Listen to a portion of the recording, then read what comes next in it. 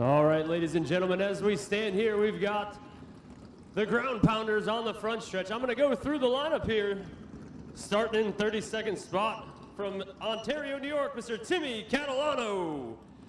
31st in the 40, Frank Fleming. In the 30th position in the number 78, all the way from East Haven, Connecticut, Walter Sutcliffe Jr. The 29th position in the number 99, Jamie the Jet Tomaino, I must screw that up. In 28th position, the 07 from Orchard Park, New York, Patrick Fleming. In 27th position, all the way from Wakefield, New Hampshire, how about it for Melissa Fifield? In 26th, the number 77 from Vernon, Connecticut, how about it for Gary Putnam? In the number 33 car from Heartland, Connecticut, Wade Cole. 24th position in the number 82, all the way from Stafford, Connecticut. How about it for Woody Pitcat? In the 23rd starting position, the 46 car from Miller Place, New York, Craig Lutz. In 22nd, from Walnut Cove, North Carolina, how about it for Burt Myers? 21st starting position in the number 22 from Bay Shore, New York, how about it for Kyle Bonsignor? In the 20th starting position, the 06 from Westminster, Massachusetts, how about it for Sam Rameau? In the 19th position in the number 5, Kyle Ebersol. In the 18th position in the number 14, how about it for Blake Barney? In the 17th starting position in the number 92, how about it for Anthony Nocella? All right, up here in our top 16, starting in the 18 car from Calverton, New York, Ken Hege. In the 21 from Howell, New Jersey, Mr. Jimmy Blewett. In the 14th position, the number 25 from Newton, New Jersey, Calvin Carroll. In the number 3, Matt Swanson. In the number 85, starting in the 12th position, how about it for Ron Silk? In the 11th starting position, the number 16 from Islip, New York, how about it for Timmy Salamito? And in your top 10, the number 36, Riverhead, New York's own Dave Sapienza. Your 2018 champion, starting in the 9th position. How about it for Justin Bonsignor? In the 8th position, in the number 97, Andy Seiss. Starting in the 7th position, in the number 75, how about it for Chris Pastriak? In the 6th position, no stranger to Myrtle Beach Speedway. He's won the Myrtle Beach 400 numerous times. Going to be a man to watch. In that number 60, how about it for Matt Hirschman? In the 5th starting position, in the number 64 from Manchester, Connecticut, how about it for Rob Summers? The number 50, let's see here, number 4th position, there we go. In the number 58, how about it for Eric Goodell? The number 54 here, all the way again from Ontario, Canada. How about it for Tommy Catalano? And on the front row today for the Performance Plus 150 here at Myrtle Beach Speedway, Tommy Baldwin's car, number 7. How about it for John McKennedy? And your pole sitter, again, another no stranger to Myrtle Beach Speedway. How about it for the number 2, Doug Colby? All right, everybody, you guys ready for some racing or what? All right, boys, let's light them up and get rolling. Website where you'll find out where all the action is here at the Speedway. Zacharias is going to join us here in the booth. And of course, Steve, you have always been aspiring to drive one of these cars on the tour. And over the years, you've had all your family involved in this sport. And now they're here at Myrtle Beach Speedway. I know this has been a long-time dream of yours, but you couldn't sit in the seat. At least you were going to promote a race. Oh, absolutely, and it's my pleasure to be a part of this. Like I said, I'm just honored. You know, I actually had a chance in 04. I ran in the Smart Tour. You know, you remember the Southern Modified Auto Racing Tour. Based out of Bowman Gray Stadium. That's right, Mr. Mr. Randy Myers is here himself, but I actually had a chance to run here, and it's a fabulous track to drive in any condition. But these modifieds, man, I don't know, and the guys from the north, they know a lot about this, but to be inside that car and the horsepower and what you can do with the steering wheel, what you can do with the gas, there's so much more you can do with these modifieds than those boys with the late models. These modifieds, I'm trying to catch my breath from coming upstairs, but the modifieds here, such a different beast. They got big brakes, they got big tires, they got a lot of horsepower, they're lightweight. The late models only got those 2-piston brakes. They can't get them loaded up. These guys can do whatever they want. So it's going to be fun to watch, especially 150 laps. A lot of these guys, which I said down there, I think is going to be crucial is the Doug Colbys, the Matt Hirschmans, you know, Tommy Catalano that was out here last year and ran the 400. Having track time at Myrtle Beach Speedway and understanding this surface and how to handle it, I think is going to be crucial. Well, you're on the rocket ship. Like agile. When you turn the steering wheel, these cars turn. They move up.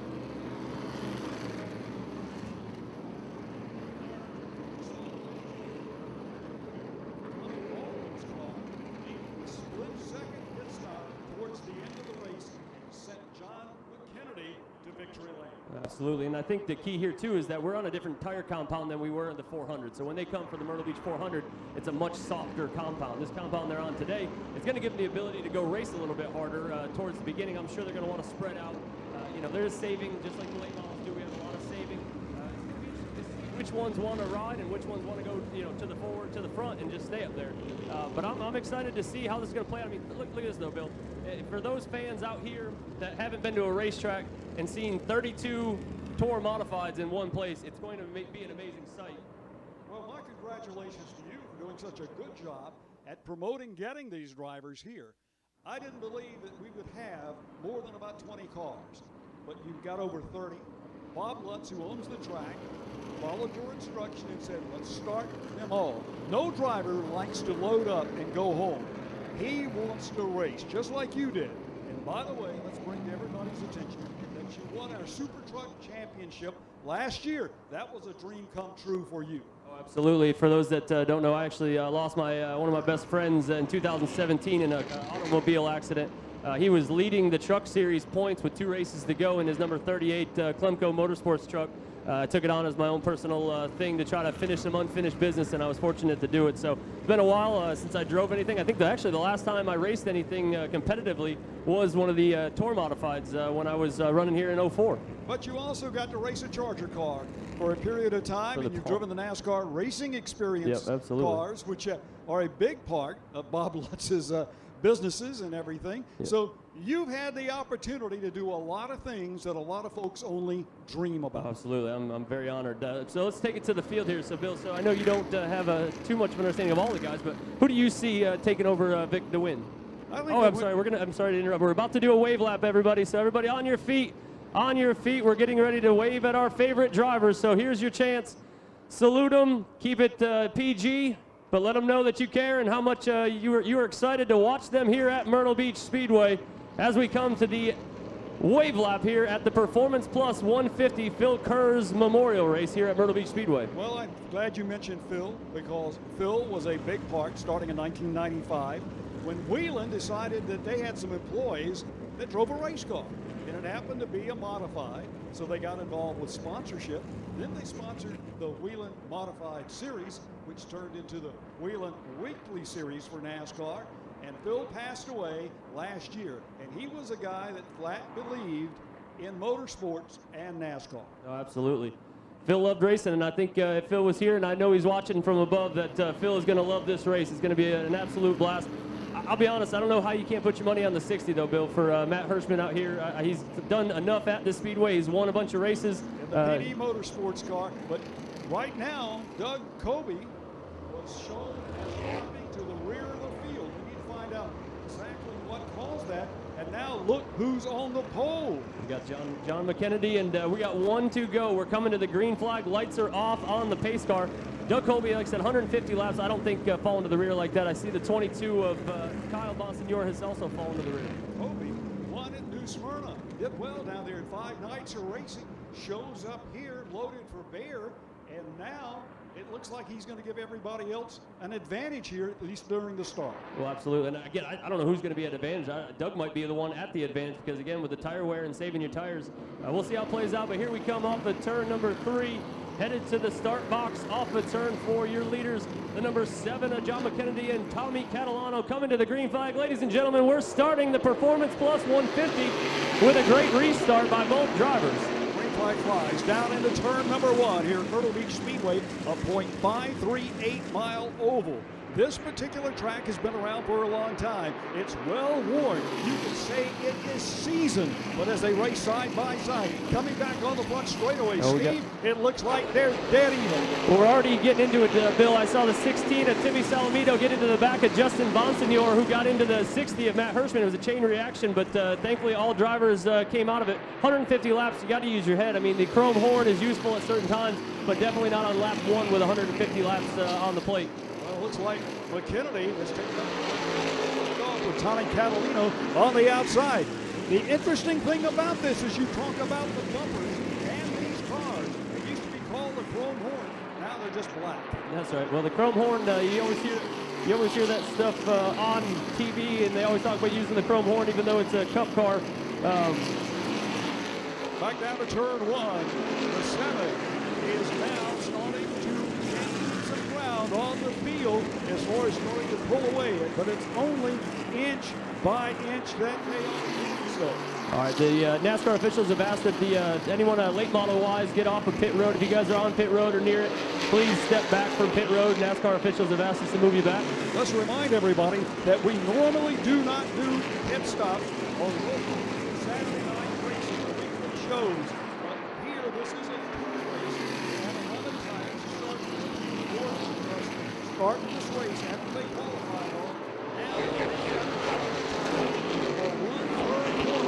put on these cars in case they need them, and that could be decisive in the latter stages of the race. Oh, there's no doubt about it, especially with this much horsepower. When you get cars with this much horsepower, this little bit of weight, these tires, tire conservation and tire wear is going to be crucial. So it's interesting, like I said, to watch. So you got McKennedy up front with Catalano, and then you got Burt Myers back here in the back half with Pitcat. You got Doug Colby cruising around, Kyle Bonsignor. They're back here riding around. So the question is, which one's doing what? Are these guys going to ride and not come in for tires? Or are these guys up front going to go hard at it and then come get those tires if a yellow flag comes out? But you know that it's awful hard to take care of your tires when you're running this distance. It's very, very difficult once you get beyond lap 75 if you don't have fresh tires to stay at the front and be competitive. Oh, absolutely. So the field's starting to string out a little bit. This is how we usually see our late model races turn out. You run side by side for just long enough to get a position, find that spot you want to call your own, and then from here you're just going to ride and try to save the tires. Burt Myers trying to pick off another spot. We saw it I forget what year it was, but Jamie the Jet Tomeno, he had come in here and he went ahead and he tried to lap the entire field. So he went ahead. This was an 100-lap race.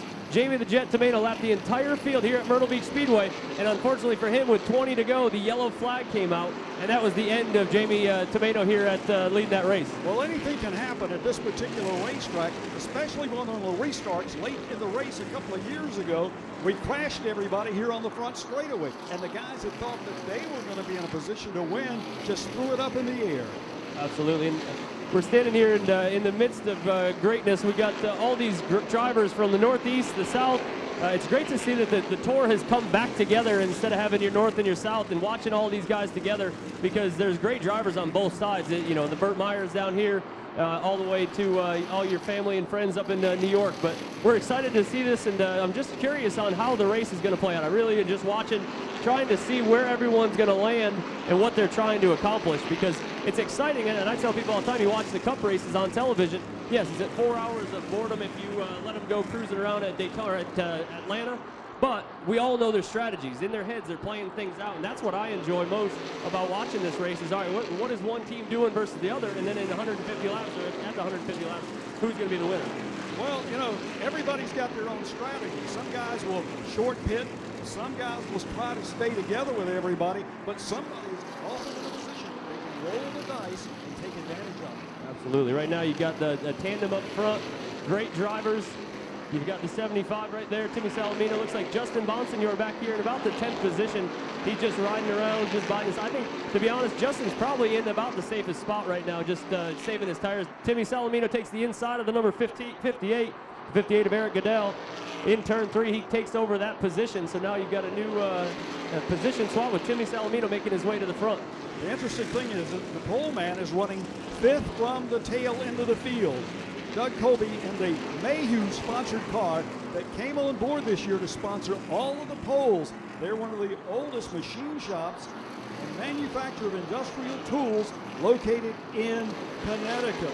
Started back in 1865. We want to say thanks for them becoming involved with the modified tour. Oh, absolutely. And now, you know, again, like we spoke about earlier, since the age of, I believe I was actually born on a Saturday, and I was taken to the racetrack to sit in the grandstands and watch these things. So it's so much fun to see the open wheel cars. You know, I got pictures of my dad in Pintos and coupes and all kinds of stuff, and my grandmother and my grandfather. So to see where the modified has gone, it really hasn't physically changed. We got a spin in turn 4. We got caution flag out in turn 4. Caution flag is out in turn 4. We got them all starting to slow down. So again, lap 16, I don't know if this is the strategy time, but here's where it all starts to get exciting, for me anyways, is what are they going to do? Are they going to stay out? They got tires to get? We're going to bunch the field up. The car is angled so we can't quite tell the number. Maybe we'll zoom in on it and pick up the number on the car. It's a 78 car, and that happens to be the car that's driven by the guy that's been Walter Sutcliffe Jr. Yep. Walter Sutcliffe Jr. Sutcliffe's car. But, you know, you take a look at all this. This is one of the bigger short tracks that these guys race on. Now, they race at New Hampshire. They've raced out in Las Vegas. They've raced on a lot of super speedways. But as it currently goes, this is probably the biggest track that they will race on that's considered a short track. Oh, absolutely. And coming from the north, there's not many tracks that have even, our banking isn't no Bristol, obviously, but 13 degrees is a lot to these guys coming from tracks where I grew up. It was negative degrees at Shangri-La Motor Speedway. Well, that's one of the things that a lot of people don't realize. Great racing oftentimes is more on a flat oval than it is one with a lot of banking, because then you're putting it all back into the driver's hand. He's got to be able to make the car handle and get around the racetrack efficiently as he can. People don't realize that a fast race car is one that you don't turn the steering wheel a lot in. Yeah, absolutely. So as we get into our caution flag lap, 18 cautions do count here at the Performance Plus 150. And there's Doug Colby riding around back there, just kind of taking it easy. It's only going to be a few moments here before Jimmy Wilson, who is the race director, will turn this around, and we'll be going back green flag racing. While we have a few moments, why don't we tell people about coming to Myrtle Beach Speedway this year to see racing action, because we have a season that's full of a diversity of motorsports. Absolutely. And Myrtle Beach Speedway, for the last handful of years, we've had 18 plus cars in the late model series since February of 2017. So in February 2017, we've had 18 plus late models every single week, and the car count keeps going up, which we are so proud of. To see 26 cars, this is for us. This is a regular old Saturday night race for us. So to see 26 cars. So if you're going to come down, I mean, what better place to go watch full fields of cars? Next weekend, we got a big Nopi show that's coming up. We drift here on certain Sundays and Saturdays during the year. We've got the Horry County Fair coming up next month. I mean, we have a Mustang Week, which takes place here. I mean, if you're looking for diversity in motorsports, Myrtle Beach Speedway, go to myrtlebeachspeedway.com or MB Speedway and check out our schedule. Absolutely, because I've always said we're a 48-acre open canvas, so chances are we're doing something on a weekend, so come check us out. Speaking of doing something on weekends, the Modifieds' next race is Saturday, March 30th at South Boston Speedway. South Boston Speedway is actually running tonight. Kathy's got a late model race. They had 24 cars, so it's a good field of cars at South Boston. Yeah, they got to have Peyton Sellers and that gang up there, maybe Philip Morris. Well, the 33 on the pit lane, Wade Cole, and the 97, which is the driver out of the ARCA series that's sitting in the seat for the Dalzells. Andy Seiss. Andy Seiss is your driver, and then the 82 back here, they're changing a right rear in the 82 of Woody Pitcat. They got him, we got a couple cars around the corner, obviously going to be difficult for us to catch. Now this is interesting because these guys are what's called short pitting. They try to be out of sequence with everybody else, which will put them on a set of tires toward the end of the event that they will have to run an extended green flag period. So Timmy Catalano coming down pit road here. Tommy, his brother here on second place. I believe they're brothers anyways, but Timmy is headed down. Cousins, that's what it is. All right. They're going down pit road. The track official has got the green light on, so they're all going to make it out without going a lap down because we are counting cautions, Bill, so these cars can go a lap down under caution. Sometimes I think that people who come to a short track for the first time don't understand the rules. And in a tour race, all the laps count. The only thing that changes is the green-white checkers towards the end of the event. But they don't understand that we can't do pit stops under green with regular weekly type cars because it becomes quite dangerous. Yeah, and a lot of that too, though, is it becomes quite expensive. So to have that team and have to have it's hard enough to get somebody to come help you, much less bringing a pit crew. Yeah, if you would have watched me race last year, I was up in the tower race wreck, and then I run downstairs and put my suit on. I was one-man band. I was always wondering why your knees were so dirty. Yeah, exactly right. All right, we're Crawling coming to under the race one car. to go. The lights are off. Lights are off here at the start-finish line. We're getting ready to go back to green flag racing on lap 21. We'll be coming to lap 22. Long ways to go, Bill. I mean, you know this. I know we keep speaking on it. We keep harping on it, but the track surface at this place is such a crucial part, and it plays into everything that we do here. The last time this track was paved was 1991. So there you go. So we've got the 1991 asphalt. Can I tell you who won the race? Sure. Frank Fleming. Hey, there we go. We got Frank Fleming. And it was over a Labor Day weekend when we used to run on Labor Day on Saturday night.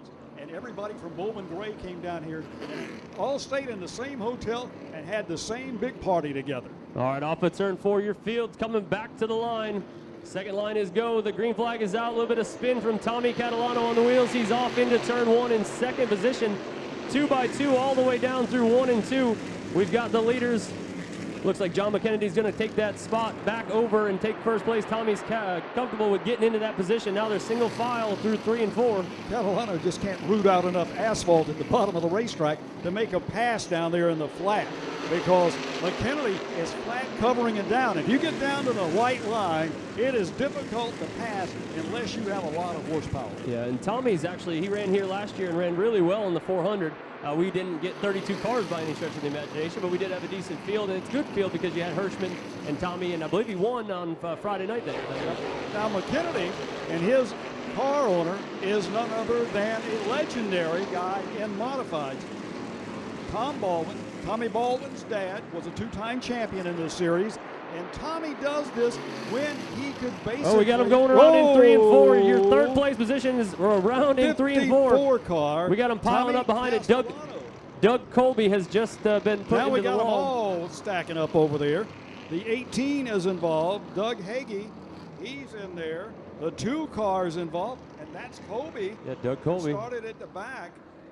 64 is also over there. Rob Summers. Looks like Doug Colby didn't get any damage as he comes by us here on the start-finish line, so that's good news for him. Like you said, when you see something like that and the track's getting blocked, you really stand on those big brakes and you really want them to start tugging because oftentimes, as light as these cars are, you have got enough brake that you override the brake and you skid into it. So we got the 06 over there stopped in turn number 3, so we've come to a stop down the backstretch. Samuel Ramo is stuck over there, so we're getting him lined up. Officials are going to get him situated. Right now we're watching some of the replays they're showing here, and it looks like the 75, which was Chris Bastriak. Chris Bastriak drove in there just a little too deep and got a hold of the 64 according to the video. We'll see what the race officials have to say about that. Look at the 75, Chris Pastriak. He goes by high on the outside and gets by. We're actually under a red flag here at lap 26. Things change. The complexion of a race changes just that quickly here at Myrtle Beach Speedway. We got a good crowd here tonight. Oh, absolutely. That's another thing that we really need to talk about was these cars over the last 3 years here at this racetrack have spawned a lot of interest. Oh, absolutely. I mean, and bringing the modifieds down brings a great crowd. I mean, we got a great group of people here. It's just amazing to see this many people out watching all the short track racing. Short track racing is at its best right now here, especially at Myrtle Beach Speedway. And to come out and see 32 cars in the modified series, hopefully everything's all right over there. And hopefully we get the 2 that got together can keep digging because they had 2 great cars. And I hate to see this early in lap 26 that we had that contact and had to come to a stop here. Well, Ramo is in a family-owned operation, Ramo Family Motorsports out of Westminster, Massachusetts. in his tour type modified. We also want to tell everybody that is viewing this on Fans Choice TV that this show in its entirety will be shown on NBC SN 6 o'clock Thursday evening. Absolutely, and we did that last year, and it's great. So it gives everyone a chance. If you couldn't make it all the way down here from upstate to be able to see it on TV and watch it, I know I'm going to enjoy it. I will be probably enjoying something that is down here in our concession stand. So make sure you come down. Now's a great time to get you a cold beer, get something to eat, come down and see the ladies down here. But again, just sitting at home and watching it doesn't really do it justice, though, does it? I mean, you hear that sound, the roar, and they come down the front stretch. Watching it on TV is going to be fun, but to be here in person is even better. Well, it was amazing that yesterday afternoon when the cars were running on the track, how many folks came over from our neighbor, the Tanger Outlet, which is located right here almost at the entrance of the racetrack. But all you guys who hear those motors running oftentimes will venture over here. Then you see the NASCAR racing experience happens to be operating, and you decide, hey, I think I'd like to ride in one of those cars, or better yet, drive one of those cars. Well, and you can actually drive with a 1991 NASCAR modified champion Bill Zacharias, actually in Texas, I believe, right now. My father is out here. He does our driving experience day in and day out. So to come out to Myrtle Beach Speedway, there's a chance you can ride in the number 8 Budweiser Chevrolet Monte Carlo with an ex-modified champion. And the 06 is on its way back to the garage area, and we see the Bell & Bell Buick pace car. Caution lights are once again on, so we're getting ready to drag them once again around the racetrack. And I apologize. I kept saying the 54, and I was looking at it. It was actually the 64, Rob Summers, who got caught up with Chris Pastriak. So, again, according to the replay, it looks like Chris poked his nose in there, and he came down. We can call it a racing incident. That's what happens. We'll see how it plays out here for the officiating side of it. But we are back to rolling on lap number 26, getting ready to cross lap 27. Lap 27 will cross here at the start-finish line under yellow. As each of the laps are counting. We're not scrubbing off a lap when the yellow comes out. This is basically a fairly long sprint race. Because you fall behind, it's hard to gain it back. Well, and I think some fun notes here with the 7 New York of Tommy Baldwin's John McKennedy. With that car, another one just like we talked about with Phil Kerr's, the love of modifieds. Tommy's out doing all his stuff. He's been very successful in the Cup Series and beyond. Whether it's owning cars or crew chief. This weekend. And here he is. He's here with his love. Yep. This is his passion. Coast to coast, but it's great to see. And I think that's what the modifieds bring to the sport and to short track racing is when you become a modified fan, it never goes away. So you might go enjoy a late model race, but would you rather see a modified race? Absolutely. So I've gotten to love the late models because I've spent a lot of time with the drivers, and they're family of ours now, and just like these guys are with you guys. So it's fun to be here and see this many modifieds in one place. And a good strong field of the cars here at Myrtle Beach. Like I said, it attests very, very well about you promoting this. You believed in it. You sold this deal to Bob Lutz, and it wasn't easy. It was like hammer, hammer, hammer. I was going to say I don't think I sold it. I think I annoyed him enough that it just had to happen. We ended up at the wrong place at the right time for me as far as being at the banquet with some of the modified guys, and we talked about it. So it's happening. We've tried to fit it into some other stuff. Phil Kerr actually helped you get this race here, along with the folks from Uno, did they not? Yeah, UNOH, Steve Farmer, that's where Phil Kerrs came in. He said, you know what, to get modifieds there, here's what you got to do, and here's a great group of people to get involved with. And the University of Northwestern Ohio came on board and did a battle at the beach one year.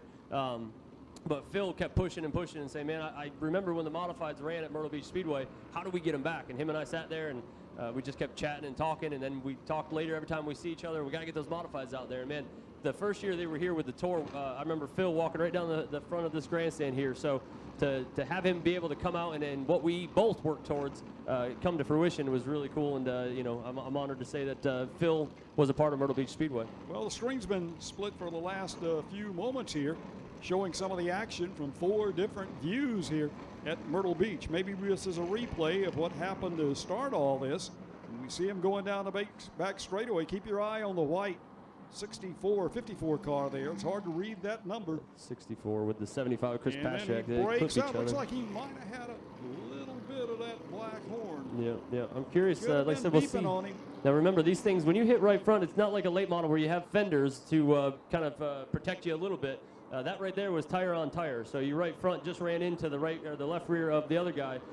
Did it bend something? Did it break something? But I think we're about to find out because Chris is still up here in the number 3 spot. I'm sorry.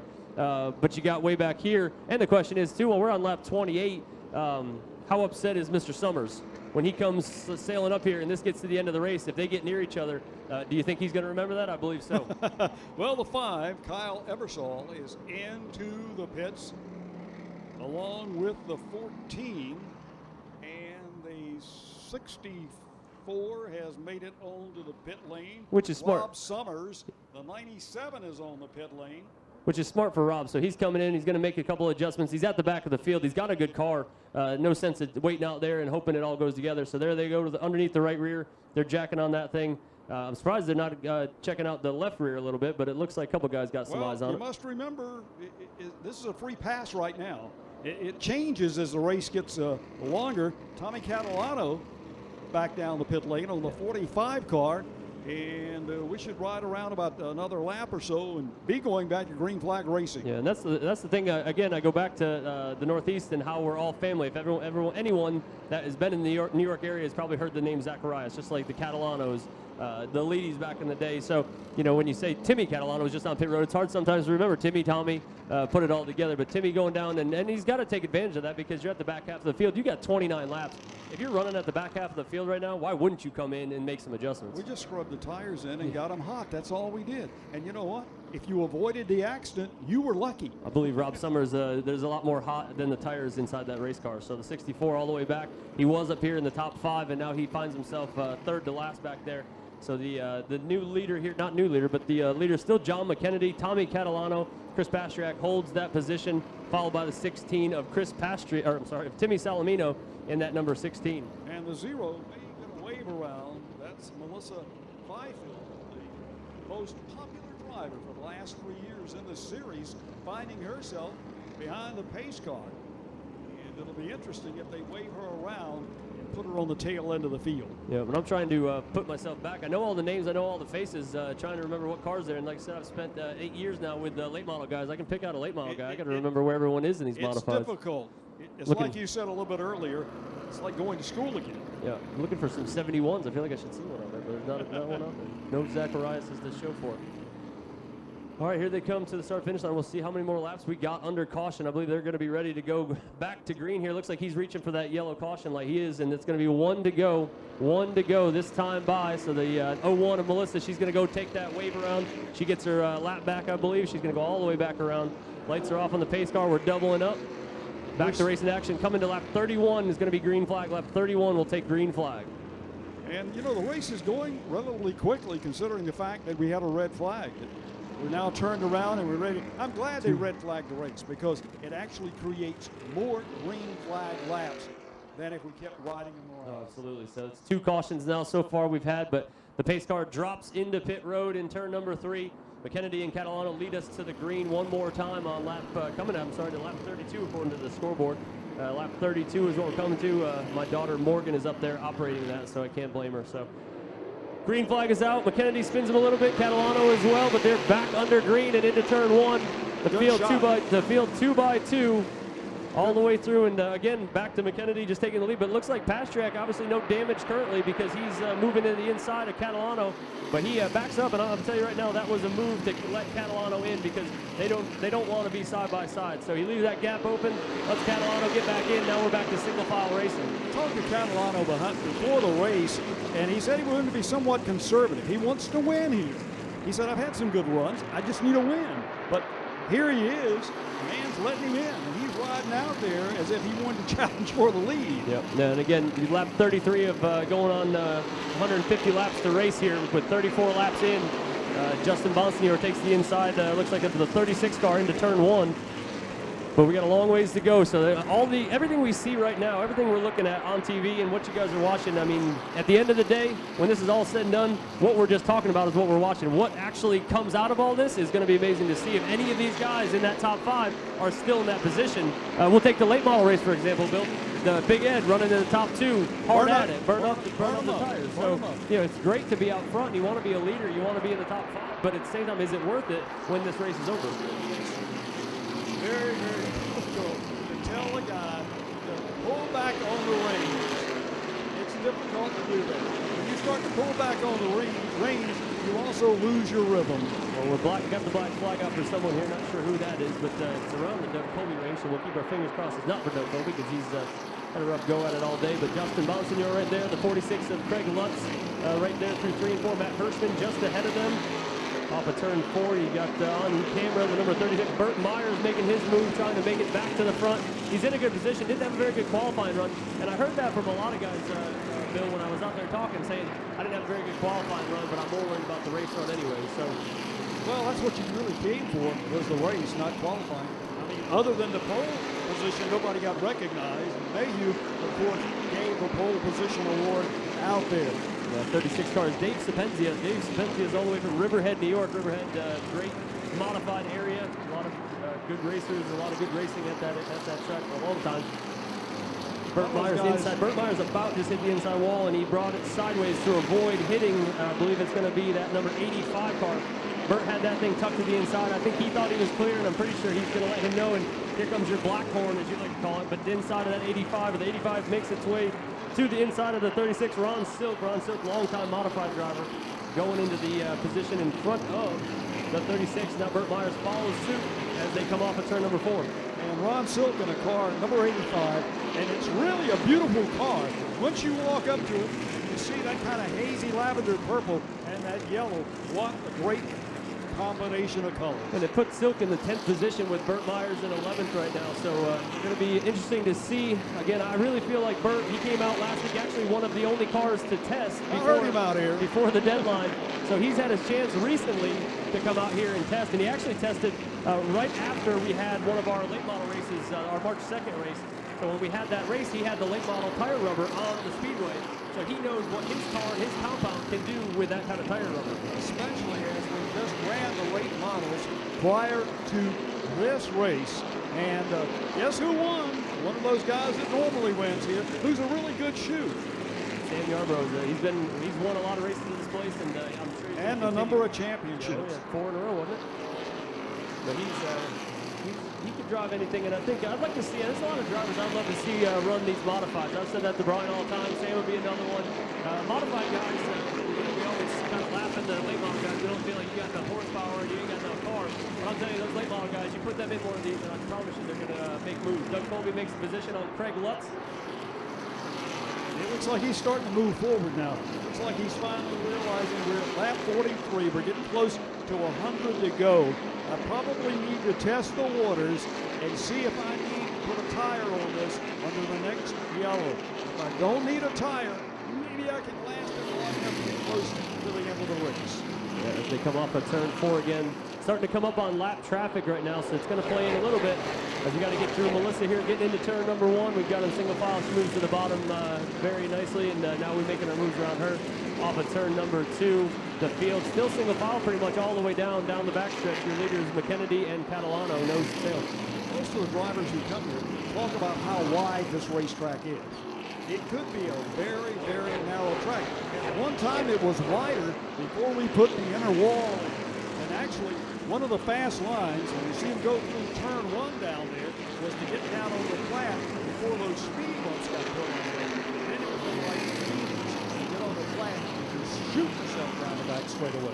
Yeah, and I think what's going to play out too is it's just like when you watch, say, Watkins Glen. When you're watching Watkins Glen, where's the best spot to get position? It's getting into a corner when you get to the inner loop and you can drive in there hard. That's what these things can do. You know, horsepower off the corner, they're pretty equal. You know, everyone's got a lot of horsepower, but who has the abilities to go off into the corner and slam on the brakes and take that position? Because all you're going to do is hit them hard one time and hope they slow you down. But that's also why there's no fenders on these things. It makes you think a little bit. Like I said, with a late model or the truck, you got fenders and a bumper that protect you. But these, you know, if you drive off in there and he comes down on you, there's nothing good that's going to come But from you've been around to hear a guy, once he drives one of these cars, they always say the same thing.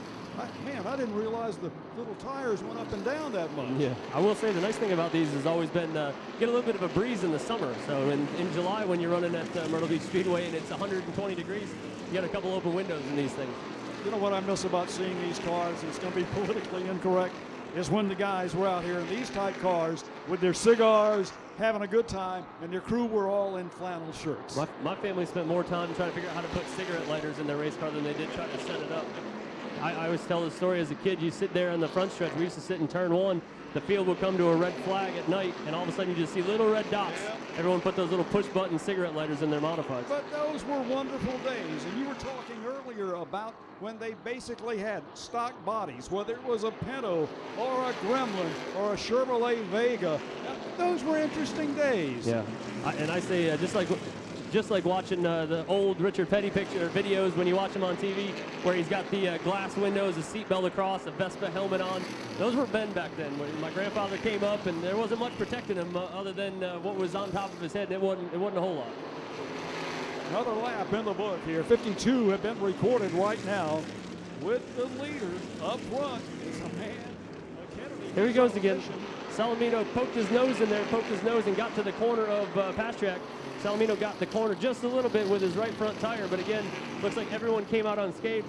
The rear bumpers are actually a lot better than they used to be. They actually look like little I-beams as a rear bumper, but back in the day, the I-beams used to go out all the way to the outside of those tires. So if he would have hit that right front, you can hook a guy like that. Yeah, but you'd blow your right front in a heartbeat. Now you look at these things, they got the bumpers, the rear I-beam is a lot shorter, and the right rear quarter there, when it wraps around, now you got rolls, so now you can hit it without having fear of breaking or popping a tire. So these guys got a little bit more to work with than they did back in the day, but we're coming up on lap traffic again. Your leaders up front, you got Hirschman right there. You got Mr. Jimmy Blewett. Jimmy Blewett, longtime modified driver. We've got a new ride this year. He's in a full-time ride this year. Last year had a limited schedule, but he's good. Top 5 finisher on most occasions. Absolutely, and he's a great wheelman. Here we go. Bonsignor and Burt Myers. They were right on top of each other. Side by side, wheel to wheel. Between the 16 and Tommy Salamino, he's right there, but they're shuffling positions with the exception of the man who's riding in the first place. Yep, coming to lap 56, and Salamino and Pastriak. Again, Pastriak must not have any kind of real damage because he's making moves forward. Again, where the strategy is, we've got a car stopped in 1 and 2. The number 3 is over there stuck in That's Swanson. The first and second turn. He's gotten rolling, but we're going to be under caution again here on lap number 55. Yeah, Swanson's driving for an old-line modified crew, the Bowler family. Oh, that thing has been, that is an iconic paint scheme, and it's been around for a very long time. Actually, I believe my cousin drove it one time, but it's a beautiful car, and it's great to see that thing. I actually, this is a true story. In my garage, I have a little 1/64 scale car of it inside my garage. True story. Not that anyone cares. Well, some of the great names that came out of modified racing. Lenny Bowler, he was always a guy that could prepare a car. The Baldwin's always prepared good cars. The DeWitt Concrete Company that prepared the cars for the Roman Rocket, the man that was sending Jerry Cook in the opposite direction every time he went to race. Yep. No, the Richie Evans is the greatest driver of all time in my book, anyways. But right now we're under caution. I hear guns going. The Performance Plus 150 presented by Safety Clean, getting ready to go to pit stops if it's needed. We'll see. I can't tell. I don't see the caution lights, or not the caution light, but to see if pit road's open, not open. But they're probably radio communicating that to the drivers. Right now, your leader still John McKennedy with Chris Pastriak, Timmy Salamino, Tommy Catalano, and Eric Goodell, I believe, in the 58 car. That's right, from Riverhead. That's your top 5 right now. But again, Bill, we keep talking about it, is that tire wear. But as the laps go on and we're getting into lap 58, now it's should I come in? Should I come in? And then if you don't, at the end of the race, did you need to? But unlike most racetracks you go to, they gave them 11 tires. In most cases, they don't dish out 11 tires. It looks like here comes the field. Well, actually, your leaders so far, the top 2 and 4th place. Timmy Salamino, the only one to stay out right now.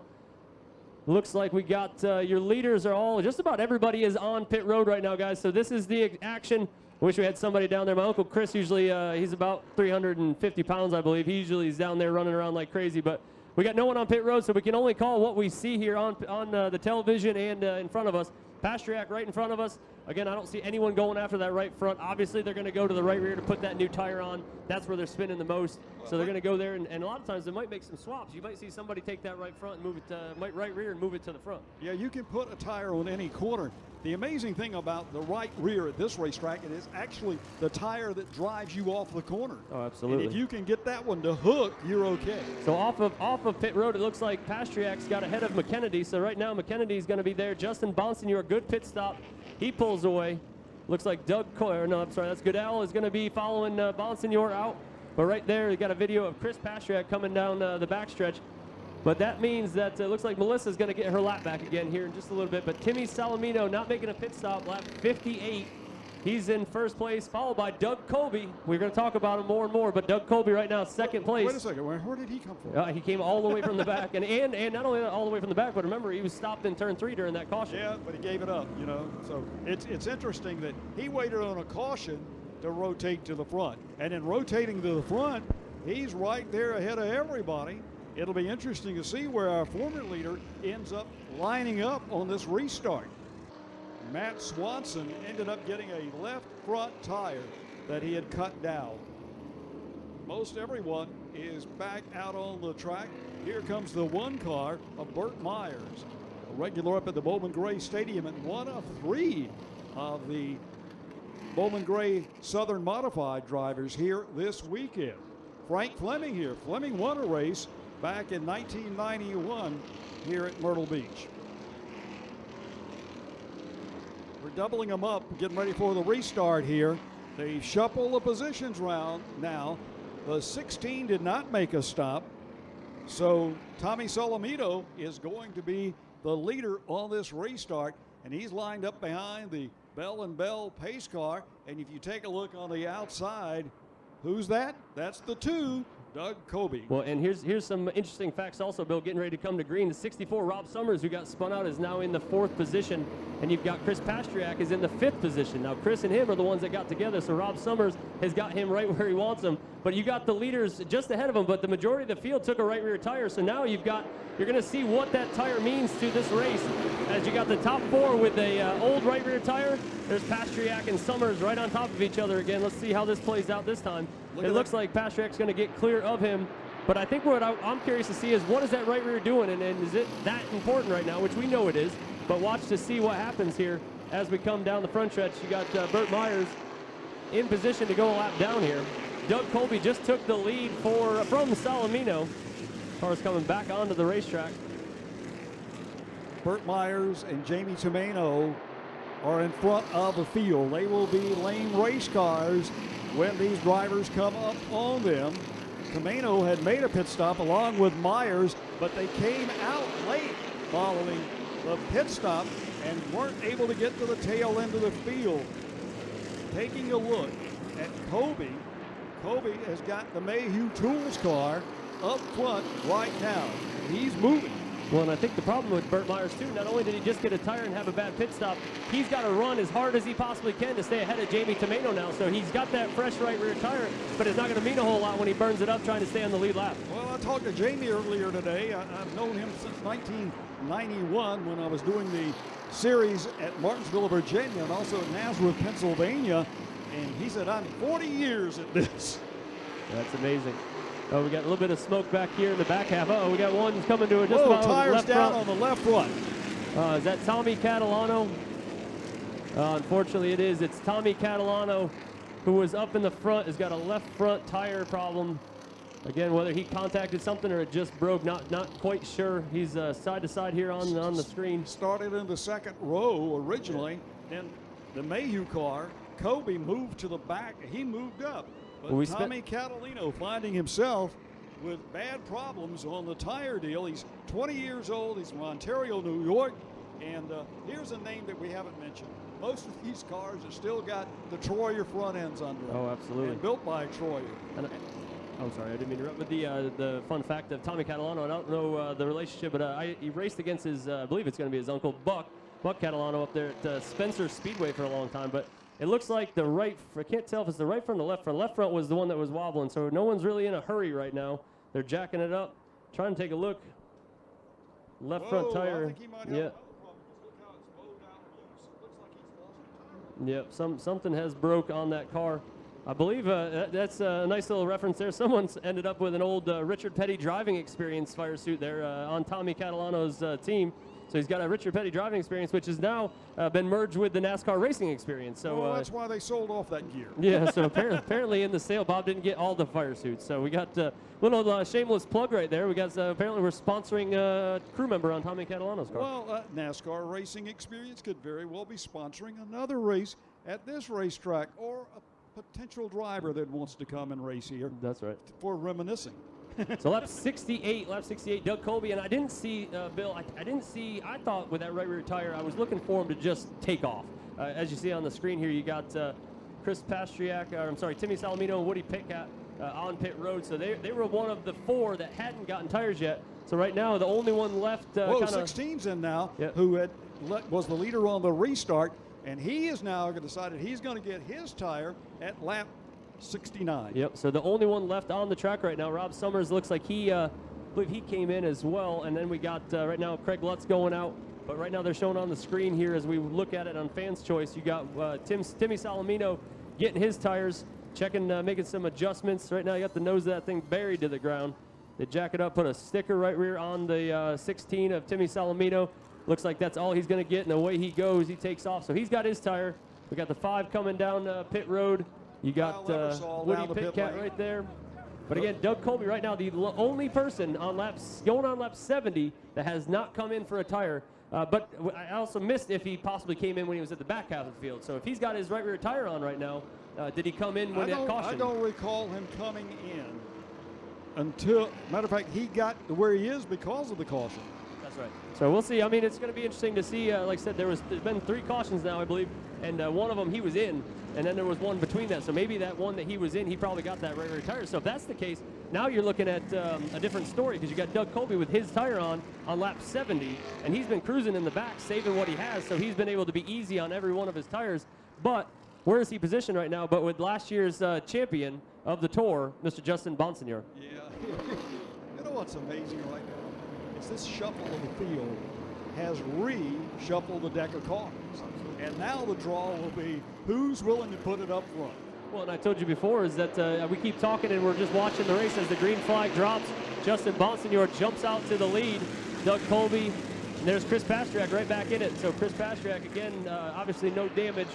There goes the 01 of Melissa. They got the field right now waving as we come down the back stretch. Ron Silk is up to 5th place now, and Silk seems to be moving forward. But the Mayhew, whoa, now we're going to go 3 abreast out into turn 1. That was Jimmy Blewett. Jimmy Blewett just drove into turn 1. That was what I was telling you. Where are you going to gain positions on your own? Where's the chance to go after something and it's getting in? Watch these guys start to drive in harder and harder as this race goes on and take positions. They're going to take them because right now Bonsignor is in a different mindset. He wants to hold that lead. Then here comes Pastriak, and he says, I'm going to take it from you. So now you got Silk trying to follow suit, but look how high he drives up. Now Bonsignor makes the swap. He goes back to the lead. So Ron Silk's in there now. He's up to 3rd and pressing, and look how close they're running going into turn 3. Pastriak runs into the back of Bonsignor into turn number 3 as they come off. He drove in hard, I can promise you that, but it washed up on him. He wasn't able to keep grip on that number 75. Blewett wants some of the action. Pulls down, trying to pick up 4th place from Ron Silk. Pulling up now on Pastriak. So here comes McKennedy and Blewett right there. They almost got into it, but right now McKennedy, your leader from earlier, led just about the entire race until he made his pit stop. He's on the outside. Blewett wants to ride this year. He wants a full season at playing this game and possibly picking up his own championship. Yeah, absolutely. So, I mean, the best place to do it is race 1. Get up there, take positions. What's nice to see is Silk. Look at Silk going for the lead. Silk taking the lead from Bonsignor right now. Justin Bonsignor and his cousin, I believe, is actually behind him. Kyle Bonsignor is coming up too in the number 22 Snap-on Tools car. So Bonsignor is towards the front right now. But look where Doug Colby is. Doug Colby has fallen back to, so again, the right rear tire is going to be crucial. So hopefully next caution, Doug's going to come in and take that right rear tire. But Kennedy's on the charge, the 7. He is there looking for 2nd place. How much fun is this to watch, though? How many lead changes we've had in the last about 5 laps? I think that's one of the things that's missing in all the motorsports is the shuffling and the dicing that we're seeing now is the racing that people want to see. So obviously my Uncle Chris is watching because he said he's down to 310, so he lows up. But as they come down the front stretch, battle for the lead again with Justin Bonsignor and Silk going at it head-to-head. But Kennedy just riding back there. Pasternak starting to fall back a little bit. But looks like Kyle Bonsignor has now put himself in the 4th position. Kyle Bonsignor in the number 22 coming after that. Obviously, Justin put on a display last year, winning a lot of races. And Kyle would like his chance to put the Bonsignor name. But there goes McKennedy again, dive bombing into 1. I'm telling you, that's the place where the passes are going to be the easiest. You're not going to get someone at horsepower off the corners, but getting in, you can get them and make that pass quickly. Ron Silk has won what I would consider almost a conservative race. He's really not trying to jeopardize the 85 car. He's sitting there with the leaders, and it seems like he's driving his car effortlessly. Yep, and then they off the turn number 2, you got McKennedy and Silk nose to tail coming after Bonsignor. But again, I wouldn't count out that 22. I'm telling you, he's starting to close in on lap 81 we're coming to right now, and Kyle's just kind of cruising.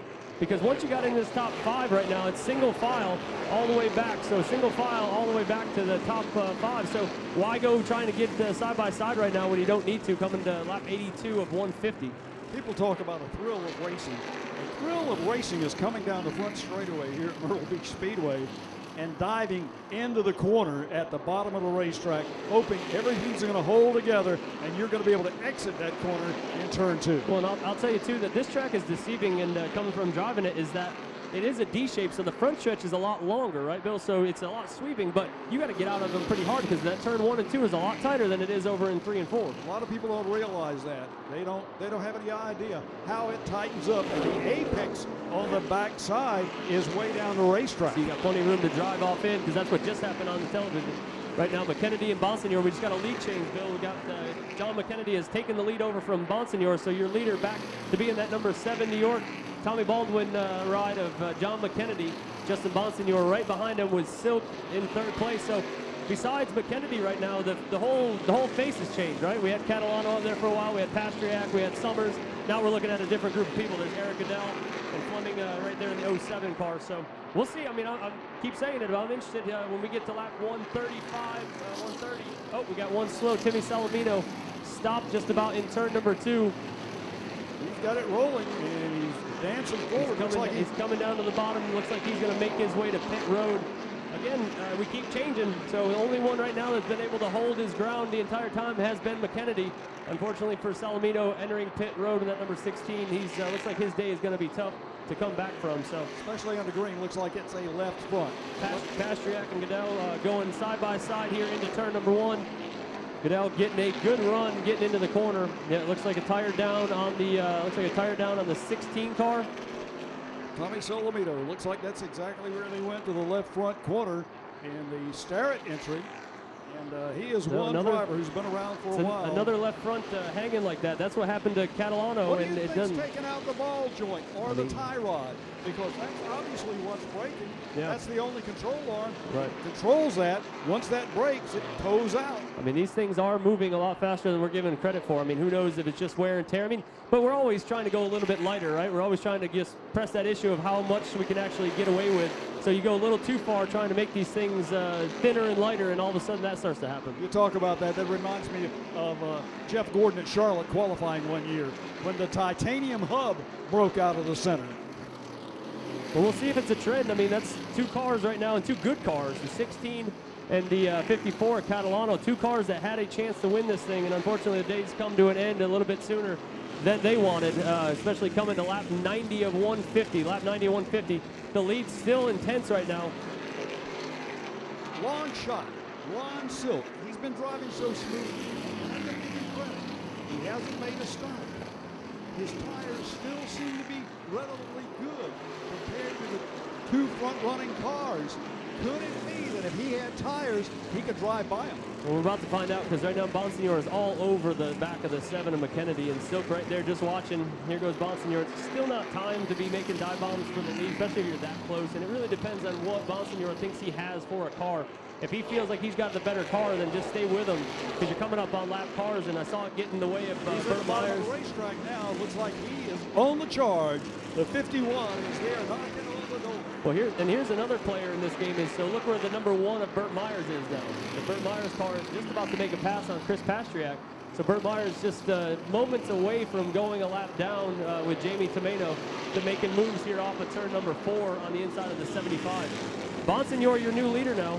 Bonsignor decided he wants to lead and he's going to take it. So he took the top spot in the 51. McKennedy, Silk, Bonsignor again, and Goodell. That'll be your top 5, I believe. Actually, the 36 will round out. Showing 92 laps. That'll give us 58 remaining, or 57 next time by, which is going to tighten up the field again. All we have to do is have a yellow, and the complexion of this race will change. Yeah, and I can tell you, Pitcat's not, he's having some sort of issue right now, but Bonsignor, your leader. But look at this. So Bonsignor and McKennedy right there, back to being nose to tail. So it's a matter of cat and mouse right now. So McKennedy, it looked like Bonsignor had a better car, and he said, I'm going to take that spot. But now McKennedy puts himself right back in the same spot that Bonsignor was. And that's a move right there that you're going to see play out later on as this race goes on. And you saw it, Bill. McKennedy moved up to that second groove. I was just ready to say, he's moved up a groove, which means he's actually a little freer in the corners, whereas the guy that's pinching it down on the white line is binding the car up. Even though it's gripping, he's got a bind in it. Absolutely. And your car acts differently in certain spots, right? So he's wanting to get up there and get ready for that final half of the race. If he's got to go to the top side, he wants to know that he can do it and what it's capable of doing. With this many laps, it looks like Tommy Catalano back on the racetrack with whatever that issue was. They're still working on the 16 here. Off of turn number 4, that's Kyle Bonsignor right there. Kyle in number 22, snap-on. You got Eric Goodell in the 5th position. Bonsignor running that second line in that snap-on tools, number 22, off of turn number 2 and down the backstretch. Actually, Kyle has moved because Silk is starting to slowly fall back. So it looks like Bonsignor has moved to the 3rd position, followed by Goodell, and then Silk now. Plenty of racing all the way around the racetrack. There is action in every corner and every straightaway right now. And Goodell takes that spot away from our friend Mr. Kyle Bonsignor. Kyle is now moved to the 4th position, but still respectable. And he's got a long ways to go on coming up on lap 98 this time by. Well, back to side-by-side with our leaders here, Bill. McKennedy and Bonsignor just switching positions. Going to switch it again off of turn 2 as we come down the backstretch. Crossover on the straightaway. And like I said, I'm not positive what the meaning of it is at the moment. I mean, I feel like you keep switching and you want to be the leader, I guess, but at the same time, the spotters have got to be telling them where they are compared to 3rd and 4th. I was getting ready to say, some spotters going, hey, dude, take care of the tire. And then it's looking, if you look just about half a straightaway ahead of them, there's about got a caution. We got one spinning in 4. The leaders are coming to it. Let's see how this plays out. Whoa. We got them brake checking. Bonsignor is able to come to a stop. He gets that thing wound up, but that was close. The Richard Barney-owned car has gone around. The other car, sitting a little further back, is the 33, Wade Cole. But like the yellow is waving right here at what lap? This 99. is lap number 99. Coming to 100, still cautions.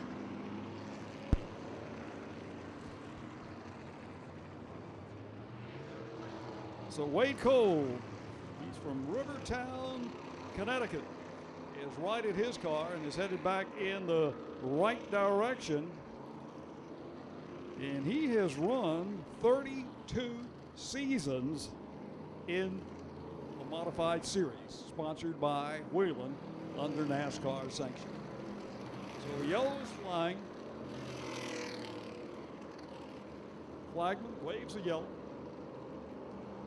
101 laps have now been completed. We're getting into the short rows of racing, the final third of competition.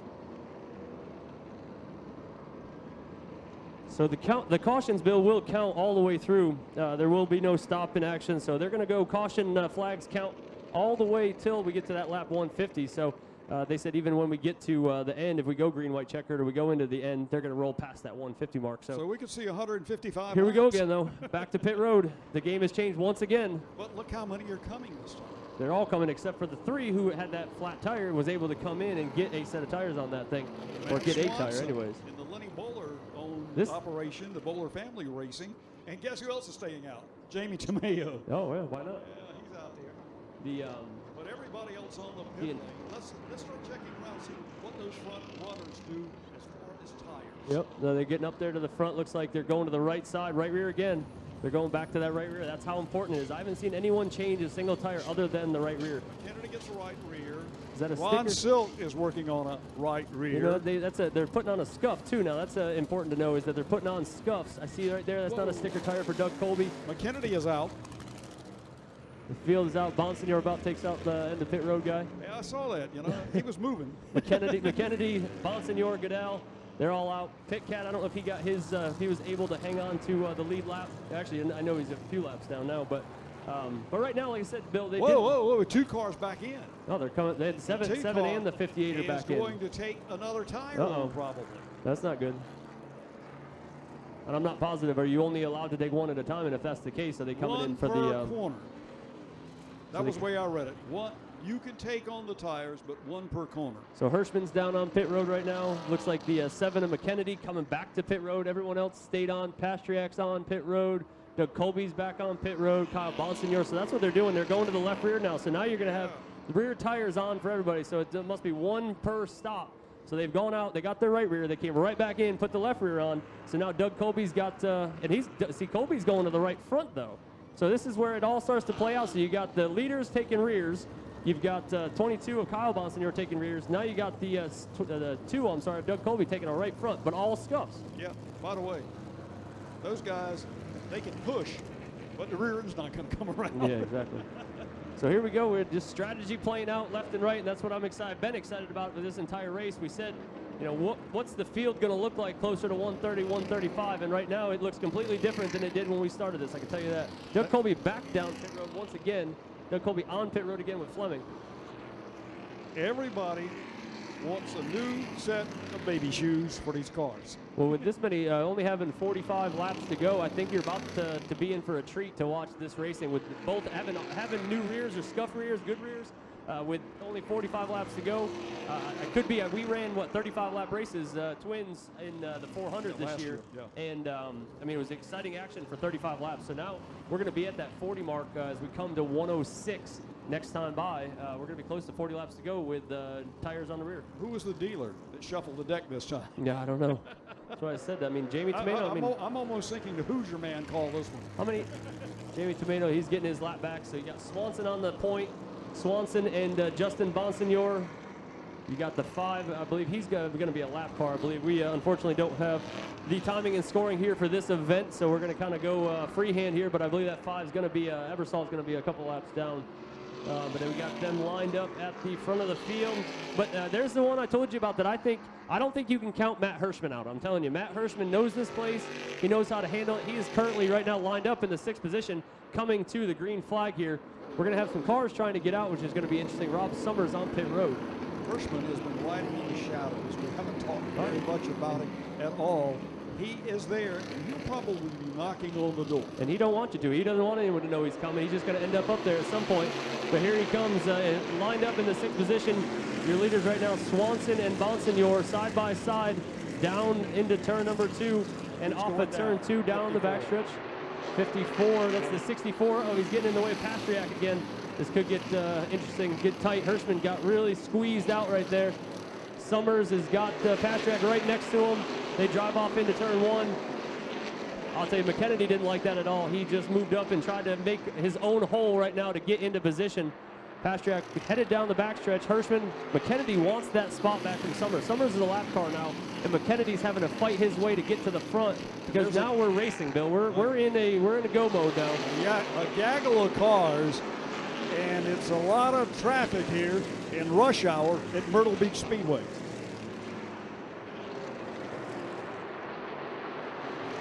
Hustling around the racetrack, the 5 car, Kyle Ebersol, is not the leader. They're showing the 51, which is right behind him as the leader. And the 51 is got to battle this lap traffic. Caution flag on the yellow shows again. Got a car down the backstretch. I can't. 77 to Gary Putnam right here on our screen is facing the wrong direction. I believe he's going to be over there in turns 3 and 4, it looks like. Yeah, he's in the Curb Records car, and that car is out of Concord, North Carolina, or Kannapolis, and looks like his same problem. He's broken, appears to be an upper AR. upper AR. But this situation there looks like it turned him around.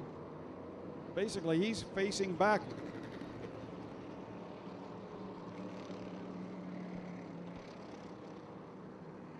So Putnam looks like he's going to wait for the record. Gary Putnam actually was the crew chief on the 43 car when Jeff Green was Jeff Green, I believe, was driving it when I was carrying tires. Actually carried tires, and Gary Putnam was the crew chief on that 43 car. He used to hang tires for the 43 for a while, and Gary was the crew chief. So I've known Gary for quite some time. I believe he just flipped somebody off on Fans Choice, which is always fun for the kids. So we do apologize to those viewers that were watching. I don't believe he was saying, "Hey, go get them," but we'll see. So let's remind everybody that there is a good chance that we'll have most of the races from Myrtle Beach Speedway, the late model races, on Fans Choice TV in the coming weeks. So if you want to keep up with Myrtle Beach and you're out of town, get on Fans Choice on your computer, and you can watch the action here on Saturday nights. Yeah, absolutely. And we're looking forward to partnering back up with Fans Choice. We were with them in HTC for a long time. Just kind of, with the way things play out, we took a break. But some of your leaders are coming back down pit road. You got Pastriak back on pit road. It'll be an extended yellow based on the fact that we're now going to pick the car up at the base of turn 3. And many of the drivers are electing to come that did not come last time and get their fresh little booties on. So now, as we see it, I don't know, can't confirm because, again, we don't have timing and scoring, but right now we've got Ebersol. I don't believe the lap cars are going to be able to hold their position, right? So is Ebersol actually our leader? I'm going to find out. The 5 is being shown Kyle Ebersol, but I believe he was on the tail end of the lead lap, and the 51 was the leader, but I might be wrong. We're going to get a correction on this because we don't have actual timing and scoring available to us for this particular race. Well, and I should have took a look over there, but my daughter's on her game for the scoreboard, so it does show the 5 as our leader. So that puts Ebersol as our point person. So now, again, Bonsinger in second. That is a bunch of names that we just didn't know. I mean, Bonsignor has been pretty much up here the entire time. We got the 46. That's Craig Lutz. Craig Lutz. And he just spun or had tires not long ago. Yep. Surprised to see him back up there. McKennedy's, I know he's going to appreciate this. Burt Myers is back up here, Hirschman. So it's a great group of people that I think we all thought would be at the front of the field at some point. Did we see this collective group? I didn't, but that's what's exciting with 113 laps on the board. Coming to lap 114, and there's Jimmy Blewett, unfortunately, at the back half of the field now. Salamino on pit road. Burt Myers right there. You see him. Dunleavy's little ride in the black and yellow, number 1. You see him on television all the time, those that watch his program. But Burt Myers, great family. Jason, his brother, we actually raced quite a bit at Concord. I ran the North-South Shootout, the very first one, with those guys, and Jason actually beat me out for the final position in heat races, but I still made the race and finished 13th. His uncle Randy was here today, Randy Myers, and Randy, of course, a longtime promoter of racing in the 2 Carolinas, was involved with the Hooters Pro Cup Series, is a longtime modified fanatic, and if you ever read Race Wrap, he's old dog. So Swanson, poor Swanson, he just came in to get his tire. He made it to a point where now he is stopped on pit road, so that means he's going a lap down while trying to get changed tires. So he went from being your leader to being 1 lap down now. So again, it's all just kind of playing out. Every single lap seems a little bit different, and it's only going to get more aggressively exciting and more aggressively crazy because we're at lap 114. We're coming up to lap 115 now. We're almost there. Now we're going to see the sprint race. I don't even know if I'm not sure what we're about to see at this point. Because the rest of this deal was everybody riding around fast and furious burning off tires. Now, who's got some tires in the 35-lap shootout? This is like a Saturday night race now. Yep, so the lucky dog goes by. Ebersol, your leader. Bonsignor, Lutz, Goodell, Hirschman, Kennedy, Myers, and then Bonsignor again. Kyle Bonsignor this time. The lights are out on the pace car. Everyone bunches back up into turns 1 and 2. Lap 115 on the board. They'll be taking 116 with green flag. Less than 35 laps are remaining here at Myrtle Beach Speedway as the pace car, sponsored by the folks at Bell & Bell Buick GMCs, making its way down the pit lane. And we can see in a green It's in turn 4. So we're about to be under green one more time at the Performance Plus 150 presented by Safety Clean. Off into turn 1, side by side. The field goes Ebersol, Bonsignor. Looks like Ebersol has the advantage off of 2. Goodell giving Bonsignor a little shot, let him know, hey, if you don't get moving, I'm going to take that spot from you. McKennedy on the outside, he drove in hard. That washed him up just a little bit, but it looks like he was able to hold it. Goodell takes that spot. He pulls up in front of the 7. The 7 drives in hard. Let's see if it happens again. What happened to Pastriak earlier? He drove in. He was able to keep it at the bottom. We got him bunched up in the middle of the pack, getting bounced around. Pastriak bounced backwards. Right now, McKennedy looks to be on a tear, headed back to the front. We got a lot of action in the middle of the field. We're 3 wide off of 4. 3 wide off of 4. And it looks like, unfortunately, Kyle Bonsignor, who's been in the top 5 the whole time, he drove off into the corner. He tries to go 3 wide in the 3rd groove, Bill. That's hard to do, especially when that wall is about 6 inches away from him. 3 wide into 3 right now, and Hirschman, he just checks up. He locks the brakes down. He locks the brakes down to make sure he doesn't get tangled up with that group. And that was also another almost flat spot of front tire. Oh, absolutely. And it's not going to make him happy, I can tell you that. So you get washed up right there in the center. But right now it looks like Bonsignor pokes his nose on the screen here in Fans' Choice, looking to take over the lead. He can't quite do it. Goodell has got that lead in the number 5. But Kennedy right there coming up to lap 120 now. Lap 120 of 150. Your leader still Ebersol. Doug Colby, though, ladies and gentlemen. Doug Colby is on the move again. He is in 4th position right now behind McKennedy, your pole sitter and former winner here at Myrtle Beach Speedway. 3rd and 4th place were in the front row at the start of this race, and they're almost back to the front row. Yep, and with equal amount of tires, and Doug Colby is not waiting anymore. Doug Colby is doing exactly what I said. He's going to gain that position, getting into 1. If he can keep it to the bottom, he does. He takes over 2nd place off of turn number 2, I'm sorry, and now he's going to go into 3, which we talked about is where you can get your spot. He drives in hard like we talked about, and now he is your leader. Doug Colby, ladies and gentlemen, on top in the number 2. Mayhew Tools.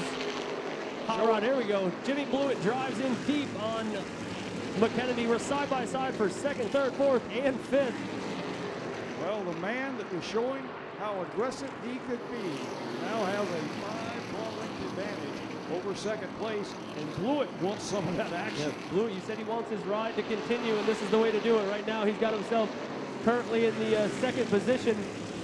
He's moved into the, I believe, the 2nd position anyways. He might actually be a lap down, because right now we're showing on the board that we got the 2, the 5, 51, 7, and 58. So that's got to be our running order. So unfortunately for Blewett, he's just trying to get his lap back at this point on lap 123.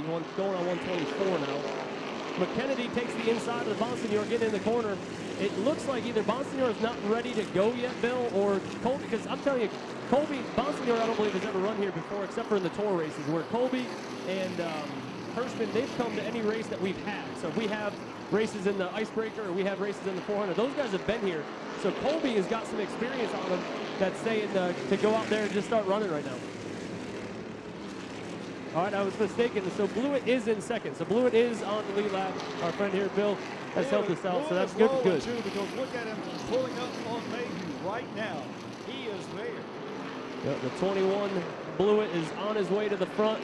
We're looking on screen at Bonsignor. Bonsignor is starting to fade back pretty heavily as he drives into, he's in the 4th or 5th position right now as he goes down the backstretch. But McKennedy, and we've got our boy in the 07 car, Fleming, Patrick Fleming is back in the top 5 as well. So a different group up here, but Doug Colby, Jimmy Blewett, McKennedy, Fleming, and then followed by Bonsignor. So, but I think, I might be wrong, but with this many laps on the board, 127 coming to 128, I think Bonsignor might not have everything that he needs to pull this off. Steve, it's showtime.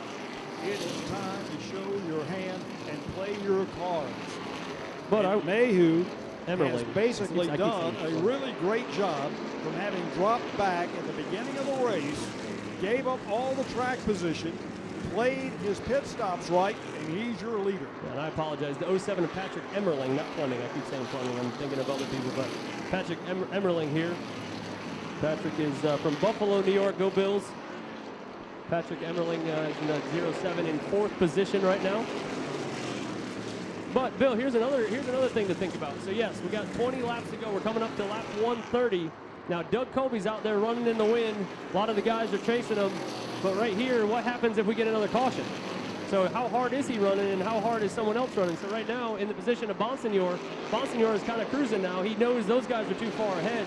Now he's just praying for a caution. If that thing comes out and these guys are running as hard as I think they are up here, that could be Bonsignor's game. But McKennedy's also sitting here. And McKennedy wants to win again. He'd like to win this event 2 years in a row. And looks like he could get there, but it's going to be tough. So we got a slow car down the backstretch getting ready to pull down pit road. Who is that? I believe, can't really tell. Hard to see from here, but right now still under green flag. I think everyone is heading in the right direction so far. Silk, unfortunately, going a lap down now. And he's dropping off the pace a little bit. The car that's coming on to the pit lane appears to be the 06 of Samuel Ramo. Bonsignor has fallen even farther back. He's back here with Burt Myers right now as we come down to lap 133. 133 on the board right now. Your leader is still going to be Doug Colby, followed by Jimmy Blewett, McKennedy, Emmerling. Colby is pulling away from Blewett now. Just a few laps ago, Blewett was on his heels. Are the cars coming in? Are the tires getting better? Or is somebody's tires wearing out? Well, and a good sign here is this Anthony Nocella. Anthony Nocella in that 92 car. We haven't talked anything about him today. I haven't even seen that car until now, and here he is in the top five. Top five with going on 15 laps to go. He's in the number 92 modified off of turn 4 right now, and it's exciting to see this guy running as well as he is. Nocella came here primarily as being almost a nondescript car. He's an engineer by occupation, racing out of Woburn, Massachusetts, and seen some action over the years in the BMRS series where he was a champion. One of those drivers who works hard to come out here and play this game. Yeah, and he's got himself in a position where Pastriak's wanting to take over that position again. Chris is on the inside now of Nocella. Nocella gives up that spot and jumps in behind Pastriak. But a good run nonetheless so far for that number 92 as Chris Pastriak just got in front of him. Yeah, that'll put him up to 5th. Nocella will fall to 6th, according to the scoreboard. According to the scoreboard. Right now it's still got Nocella, so it's again, unfortunately for us, we don't have anything in front of us to say how many laps anyone is down or not down. So it might be Nocella still in position in that 5th spot as Pastriak could be a lap down. As they switch the board now, but thank you, Morgan. We've got 75 on the board in 5th position, so Pastriak is in 5th, Nocella is in 6th. Switch to 138. 138 on the board. Doug Colby, Jimmy Blewett, McKennedy. McKennedy's starting to close ground. You'll see on your screen here. McKennedy closes ground on Blewett as they go down the backstretch. But that's for second place. The leader is way, way up there. Yeah, it's going to be tough to catch him again unless we get a caution. If we get a caution, Doug Colby is in a world of hurt, I think. You can't drive this hard. I mean, it's fine where you're at right now because you're only about a few tenths off. But if this field slows up and bunches up, it could be the end of what he has Steve, a good run. I've seen you race on Saturday night out here. You get that lead, you don't give it up. No, you don't want to. I mean, it's hard. You fight like crazy when you to don't maintain that. You also don't want to put yourself in a position where somebody can take over the position or put their nose in like they've seen all day. 10 to go now. 10 to go, Bill, as we come to 10 to go. Lap 140. Doug Colby still your leader, but I'm telling you, it's not over because there is a lot of action all over the facility. So those on Fans Choice, and you can't quite see it right now, you're looking at Blewett and McKennedy, but there is action all over this place. And we're coming down to, and you know this, again, back to racers, I don't care if I'm in 8th place or 9th place or 15th place. I want the next spot in front of me, so I'm going to race. I'm racing as hard as I can for the next spot. Be careful. Be careful when I get into the corner there because your left quarter panel may be coming to meet my right front bumper. And again, unfortunately, these are right front tires, so we've got to be careful. We've seen a lot of left fronts braking today, but your leader right now still Doug Colby. Lap 142 on the board. Colby's got traffic now, He's got though. a lot of traffic. He's got plenty of traffic now. Rob Summers, Swanson's right there as he goes in. Swanson wants that spot because he knows he's going to get the lucky dog if that's the case. So these guys in front of him, you're not going to see anyone. Oh, he eases up. Summers comes to almost a stop. That holds Colby up just enough, but these guys behind him still got to go through it too. So when Blewett gets there, hopefully it's spread out. But Doug Colby so far moving well through traffic as he gets to Ebersol now. Ebersol is his next man up. Goes into 3 and 4. He washes up to the outside of him.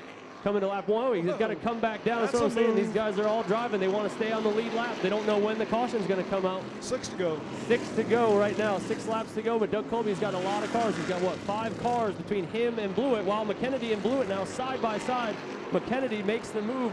I don't know if with 5 to go this time by, McKennedy has enough time. But at this point now, he's put himself in front of Blewett. It's time to just go as hard as that thing possibly would go. Colby just crosses the start-finish line, and now McKennedy crosses the start-finish line. That's your distance between leader and second place. Everybody's racing hard, but the 2 of Colby has put a cushion between himself and second place and has a full straightaway advantage on the rest of the field here with 4 laps remaining. Yeah, and unfortunately, Bonsignor and Hirschman both getting ready to go a lap down. They're both laps down now, so just a lot of action, though. I'm telling you, I don't think it's over yet as far as the caution. So McKennedy is on the inside now of Swanson, and he is bunched up trying to get going, and he's got Ebersol next. He's got Ebersol now. It looks as though he's gaining on him. McKennedy is, but I just don't know if he's got enough time with going on 3 laps to go. 3 laps to go this time by. Kyle Bonsignor and Doug Colby is picking these guys off and putting cars a lap down. It would be a nightmare. Thank goodness we've got timing and scoring and electronic side of it, because right now Colby is going through people left and right and lapping cars as he quick as he can. Right now he's going to be at Goodell, who is up in the front all night long. 2 laps to go. 2 laps to go, ladies and gentlemen. So we've got the Performance Plus 150 is going to come down to 2 laps here at Myrtle Beach Speedway with Doug Colby, your leader currently. Tires are wearing off on cars. They're sideways. White flag is in the air. White flag is in the air for Doug Colby. But he has got, I mean, I'm telling you, if you guys could see all of, that's why it's good to be here live and watch it. I mean, there's just so much going on. And if we get a caution still coming to checkers, then it's going to change. But we'll see. Right now, Doug Colby looks to have this. He's less than a quarter of a lap away to pick up victory, and the white will change to the checkers, and this race is over with the man winning that started on the pole, went to the back, and then he came back and out-snookered the rest of the field. Absolutely. So congratulations to Doug Colby and his crew. I've got to get back because I got the Charger race 2 called. Bill Hennessy's going to take this mic and go down to victory lane. Plenty of action all afternoon long here, and this the Performance Plus. Whoa, we had a spin after the checkered flag. Car sitting around. And that is the 2. The leader turned around. The leader turned around on the cool-off lap. Hey, a lap before, things would have changed. Thank you, Steve, for coming up and joining us here in the booth for the broadcast on Fans Choice TV for this, an exciting race for the Performance Plus 300 presented by Safety Clean. We're going to go down trackside, and once again joining you here in the tower is Kevin Moon. Yeah, thanks, Bill. Steve Zacharias, Bill Hennessy with the call on that modified run right there, and God dog, what a great job they did. Outstanding work, and you know we're setting up a victory lane over here at Myrtle Beach Speedway for the winner of this modified run here this afternoon, and we're going to go ahead and take a victory lap first, the Alan Kowicki style victory lap, and they'll go around the opposite direction there with that checker flag in hand. Well deserved victory lap for that young man behind the wheel of that modified race car, and just can't say enough. What a race that was right there, race fans. You bought a ticket to come in, and that race right there was well worth the admission, much less the bonus rounds with the Sam Yarborough victory in the late model run, and of course your 4-cylinder victory as well, and of course the Charger car still yet to go here this evening at Myrtle Beach Speedway. Bill Hennessy's got a crowd to work himself through down over to victory lane here, but got a couple of minutes to get there. This victory lap is just about over with, and we'll get ready to fill up victory lane with our modified winner here today at Myrtle Beach Speedway. As these boys put on one heck of a race here today. What do you think, race fans, about this one here today? We certainly want to thank you all for coming out and being with us. You're invited to stick around and visit the pits at the conclusion of today's racing activities here at Myrtle Beach Speedway. On behalf of Safety Clean and the Performance Plus Oil, we want to say thank you for coming out and being with us. Don't rush away. We still have plenty of racing action with the Charger division coming up in just a moment. This race will be aired on NBC Sports SN. NBC Sports SN, 6 o'clock Thursday evening. We'll be interviewing the winner in just a few moments. He's being besieged by a bunch of well-wishers. I do want to talk to John McKennedy, if he'll be available. John, the driver who ran second here. And McKennedy, yet to take his window net down, will probably want to go to impound. And Danny, you wanted to win. You want to keep this ride. You did everything you could. That 2-car,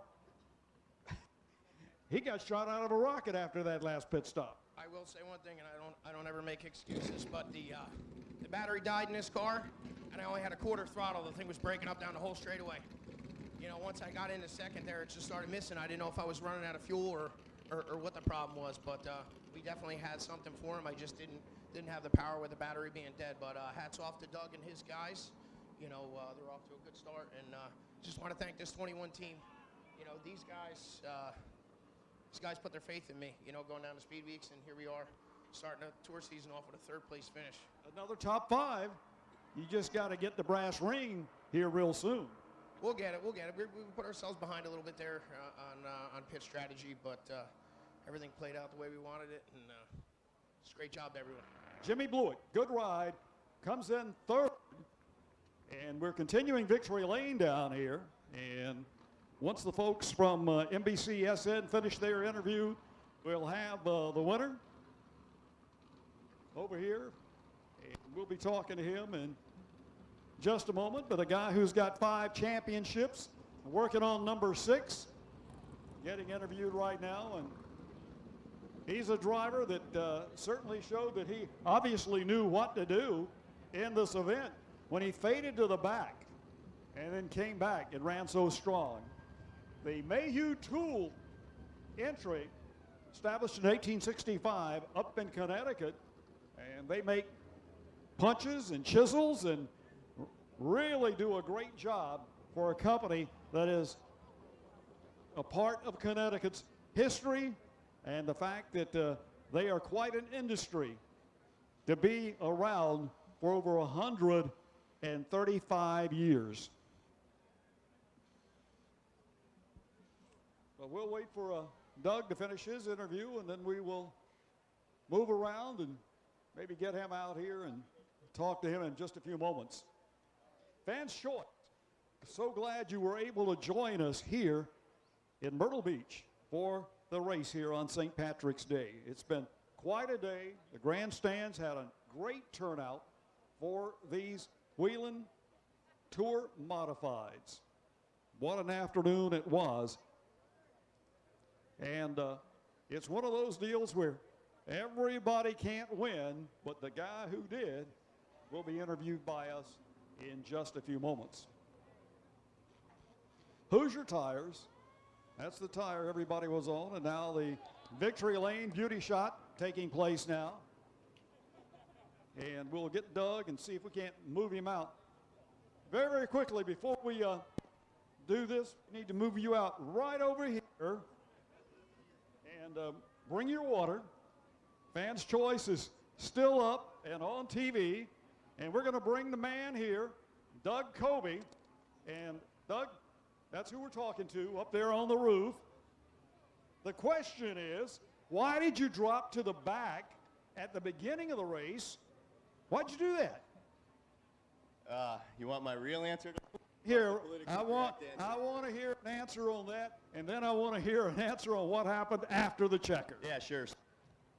What happened at the start of the race, after the pit party out here, NASCAR decided to drive us in all the junk behind the track, and as the first car through there, we picked up a nail or something in the left front tire, and Phil, my crew chief, saw it right as we were ready to go, and the officials saw it, and it was leaking air really bad. It was going to go flat, and the rule is, I guess you got to go to the back for that. And I don't think that's a good rule for any series to have. I'm really supportive of good rules, and I'm really critical of bad rules, and that's not a good rule because I'm sure none of you guys had any idea what was going on, and that's not good for racing. So that's what happened at the beginning of the race, and at the end of the race, you could go talk to Craig Lutz. I don't know what happened.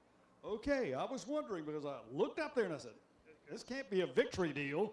He's around backwards. So basically, there was an infraction that took place over in turn 4. But congratulations on your win here. There's one thing I'll have to say about you. You're a very glib guy. You talk, you say it the way it is for the 5-10 champion. Looks like you're going after this year. Yeah, we're going to try. I know you guys don't like those cookie-cutter drivers that have no opinions because they can't say their mind, but you follow the modified tour often enough, and you'll find that most of us drivers here aren't afraid to say what we feel, and I think that's good for racing. I hope you guys agree.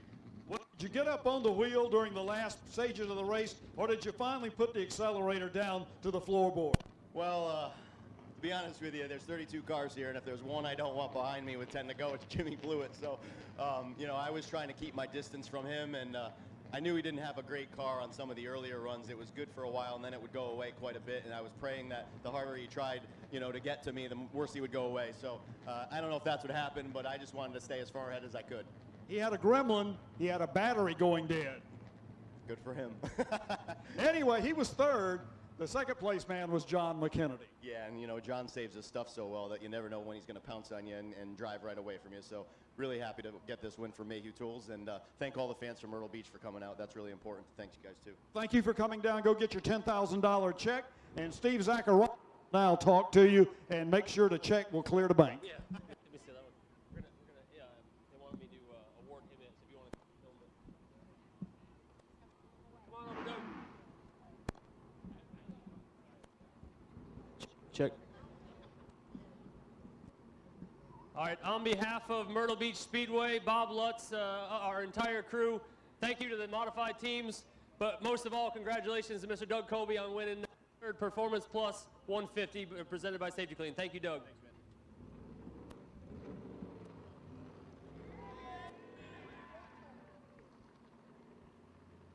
man. All the people ran out, so there's a strong chance. Hopefully someone's still here. Our 50-50 winner for tonight, pull out your tickets, the yellow ticket. It's 582709. 50-50 winner, 582709. We will, I'm sure, I believe, be at the concession stand. Okay, it'll be at the concession stand. And look on our Racing Brotherhood Facebook page. We'll try to put it out there because a lot of teams just left, so I'm sure Mike's going to want to have that out there. But again, what was the number one more time? And how about it, ladies and gentlemen, a round of applause for Miss Jenny. She did a hell of a job today doing our 50-50, so thank you. 582709. 582709. But if you're the winner, see her at the concession stand.